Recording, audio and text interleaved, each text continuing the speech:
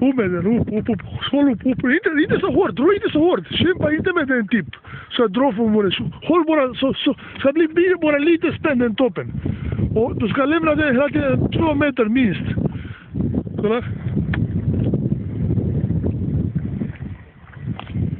Bra, luft, så ska vara, det ska du ha. Du ska se det.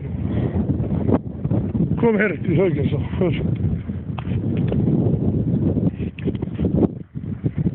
Så. Krokodilen, wow!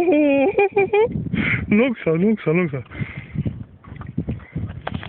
Kom här, akta inte så för mycket, du gick för mycket igen. Du gick för mycket. Släpp den, släpp lite från filen, släpp lite. Du tappar den dumma pojke. Så. Mer, så ska det vara. Lite till, snurra lite till. Så, inte mindre än så. Och ungefär så kommer den till mig.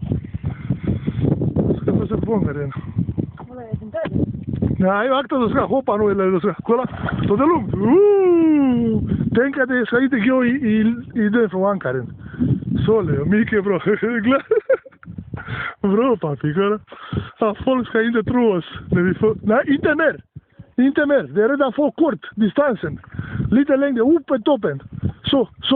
Räcker så. Den är 5 kilo. Perfekt. Är du glad?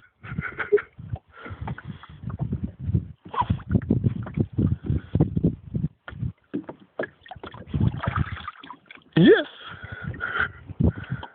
Är du glad?